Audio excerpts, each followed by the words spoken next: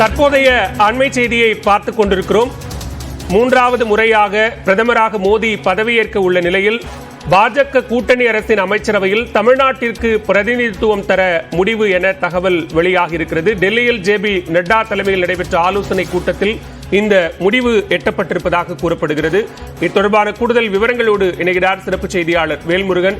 வேல்முருகன், தற்போது மத்திய அமைச்சரவையில் தமிழ்நாட்டிற்கு மீண்டும் பிரதிநிதித்துவம் கிடைக்கும் அப்படிங்கிற ஒரு தகவல் வெளியாக இருக்கிறது.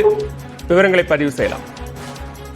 பாலவில் குறிப்பாக டெல்லியில ஜே.பி. நட்டா தலைமையில் நடைபெற்ற அந்த ஆலோசனை கூட்டத்தில் பல்வேறு கட்ட அந்த பல்வேறு மாநிலங்களுக்கு அமைச்சரவையில் இடம் கொடுப்பதற்கான அந்த ஆலோசனைகள் நடைபெற்றது.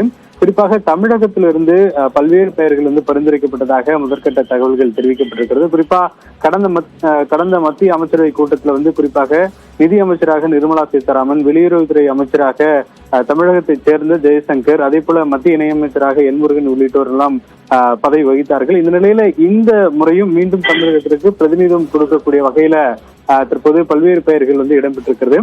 குறிப்பாக இந்த முறையை பொறுத்தளவிற்கு குறிப்பாக சந்திரபாபு நாயுடு அதே போல நிதிஷ்குமார் ஆகியோரெல்லாம் அமைச்சரவையில இடம்பெற இருப்பதனால தொடர்ந்து அந்த பழைய அமைச்சரவை பட்டியல் அப்படிங்கிறது பல்வேறு மாற்றங்களுக்கு உட்பட்டதாக இருக்கும்னு எதிர்பார்க்கப்பட்டிருக்கிறது. அந்த வகையில நிர்மலா சீதாராமன் அவர்களுடைய பெயர், அதே போல ஜெய்சங்கர் அவங்களுடைய பெயர், எல் முருகன் அவங்களுடைய பெயர் மீண்டும் பரிந்துரைக்கப்பட்டிருந்தாலும் அதே வேளையில பாஜக தலைவர் அண்ணாமலை அவருடைய பெயரும் இதுல பரிந்துரைக்கப்பட்டிருப்பதாக கூறப்படுகிறது. அதே போல முன்னாள் ஆளுநர் தமிழிசை சவுந்தரராஜன் அவர்கள் பெயரும், அதே போல தற்போது மகளிரணி தேசிய பாஜக தலைவராக இருக்கக்கூடிய வானதி சீனிவாசன் அவங்களுடைய பெயரும் இடம்பெற்றிருப்பதாக தெரிவிக்கப்பட்டிருக்கு. அதன் அடிப்படையில 2 அல்லது 3 அமைச்சரவையில் தற்போது தமிழகத்தைச் சேர்ந்த முக்கியமான நபர்களுக்கு இடம் வழங்க வாய்ப்பு இருப்பதாக தெரிவிக்கப்பட்டிருக்கு. இந்த நிலையில தமிழக பாஜக தலைவர் அண்ணாமலையும் டெல்லி புறப்படுவதற்கான அந்த ஏற்பாடுகளும் நடைபெற்று இருக்கிறது. பாலவேல்,